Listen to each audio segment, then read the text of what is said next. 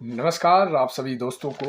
दोस्तों आज हम जो आपका पिछले कल पीजीटी ईएमआरएस का एग्ज़ाम हुआ था उसके बारे में आपके साथ इंटरेक्शन और कुछ कॉन्वर्सेशन करूंगा और अपने व्यक्तिगत अनुभव के आधार पर जो एग्ज़ाम में जो एग्ज़ाम के अंदर जो प्रेशर होता है और जो एग्ज़ाम के बाहर जो बात करनी होती है उसमें क्या अंतर होता है, आज इसके ऊपर पूरी बात रखूंगा मैं। हालांकि पूरा पेपर शाम को एनालिसिस किया और काफ़ी सारी चीज़ें जो है वो अ, रहती है एग्ज़ाम में, लेकिन एक जो स्टूडेंट होता है वो एग्ज़ाम के अंदर जब चीज़ों को देखता है और जब वो एग्ज़ाम के बाहर आता है तो उसके माइंड सेट किस तरह से बदलता है, ये बड़ी सारी चीज़ें रहती है।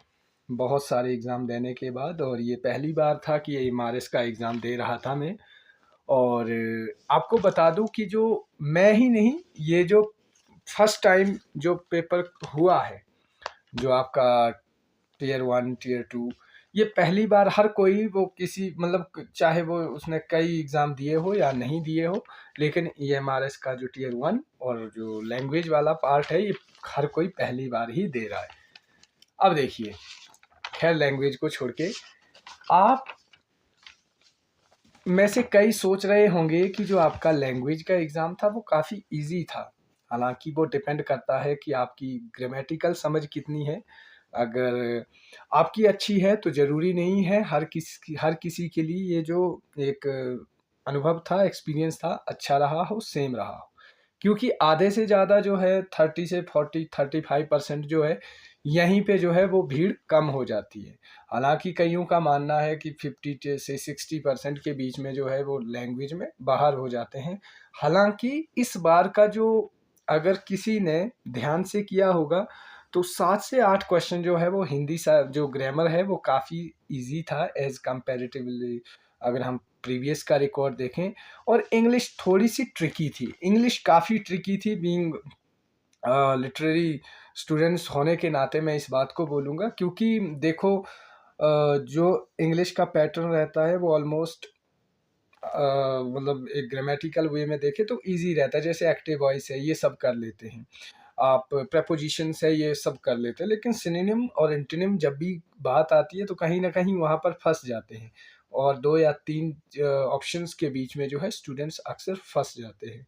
और जो था आपका जम्बल्ड ग्रुप्स थे, ये मतलब बन तो रहा था लेकिन वहाँ की जो कंडीशन होती है, मैं फिर से कह रहा हूँ, यहाँ से बात करने और वहाँ की जो करंट सिचुएशन होती है उसमें काफ़ी डिफरेंस होता है।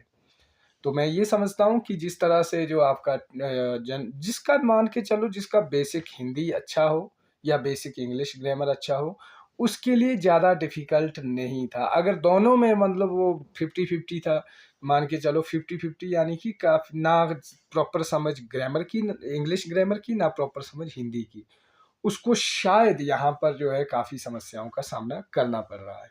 और उसके बाद बहुत सारे लोग बात कर रहे हैं, मतलब कि जो आपके जो उससे पहले, सबसे पहले आपने एक चीज़ ऑब्जर्व की होगी, जो आपका ये पार्ट था जनरल अवेयरनेस। मैं ये समझता हूँ कि मैं जब एग्ज़ाम में था या मुझे जो फील हुआ, मैं मुझे 10 आउट ऑफ 10 नहीं आते थे ये जो जनरल अवेयरनेस का था। लेकिन वो जो होता है ना एग्ज़ाम में कि कर लेते हैं, क्योंकि हमें टीचिंग एप्टीट्यूड काफ़ी आसान लग रहा था। जो आपका आईसीटी है काफ़ी आसान लग रहा था। हालांकि आसान तो नहीं कह सकते, जब पेपर ज़्यादा आसान हो तो गड़बड़ होने के चांसेस ज़्यादा होते हैं। इसलिए यहाँ भी जिस जिस एस्पिरेंट ने जो है जनरल अवेयरनेस पर जो है वो रिस्क लिया है और उसके बाद 5 से 6 क्वेश्चन अटेम्प्ट करने के बाद कई सारे ऐसे हैं जिनका एक भी क्वेश्चन ठीक नहीं है, तो ये जो है एक मतलब ब्लंडर बोल सकता हूँ कि आप जान मतलब एग्ज़ाम में हम इसको देख सकते हैं, क्योंकि अभी केवीएस एनवीएस भी है कि अगर इस तरह का कोई भी जनरल अवेयरनेस का पेपर पूछा जाता है तो हमें अवॉइड करना चाहिए जब कोई चीज़ नहीं आती हो। क्यों? क्योंकि हम अक्सर क्या करते हैं कि अगर हमारा कोई दूसरा पार्ट अच्छा हो जाए तो हम रिस्क लेना शुरू कर देते हैं, जबकि इतना आसान नहीं होता कि हमारे जो क्वेश्चन है वो मतलब ठीक हो जाए। रीजनिंग एबिलिटी, जो आपकी तर्क क्षमता वाला जो रीजनिंग वाला पार्ट था, थोड़ा सा मतलब इजी था लेकिन लेंथी था। ऐसा भी नहीं है कि मतलब देखते ही सॉल्व हो रही है चीज़ें। हाँ ठीक था, मतलब जिसकी समझ अच्छी है, जो रीजनिंग को प्रैक्टिस करता रहता है उसके लिए। जैसे ये जो वेन डायग्राम है, यहाँ पर ये भी हल्का-फुल्का कन्फ्यूज़िंग था क्योंकि स्कूल स्टाफ्स है, ग्रेजुएट पीपल है, पोस्ट ग्रेजुएट पीपल है, क्योंकि अब लोग क्या सोच रहे थे, जैसे मेरा क्या मानना था कि स्कूल स्टाफ है तो ग्रेजुएट पीपल हो भी सकते हैं, नहीं भी हो सकते हैं। Post graduate people school staff हो भी सकता है, नहीं भी हो सकता है। तो ये जो सारी चीज़ें हैं ये मतलब रहती है, लेकिन वेट फॉर फाइनल आंसर की, क्योंकि देखिए अभी बहुत सारी चीज़ें जो है वो ऊपर नीचे हो जाती है। तो इसमें जो है मैंने क्या देखा कि रीजनिंग जो है वो मतलब ट्रिकी थी, ईज़ी भी थी और कुछ काफ़ी ज़्यादा ट्रिकी भी थी। और आईसीटी शायद अगर इस एग्ज़ाम का कोई सबसे ईज़ी पार्ट था तो वो आईसीटी ही था, क्योंकि बहुत से बेसिक्स क्वेश्चन पूछे गए थे, बेसिक्स से भी बेसिक क्वेश्चन पूछे गए थे।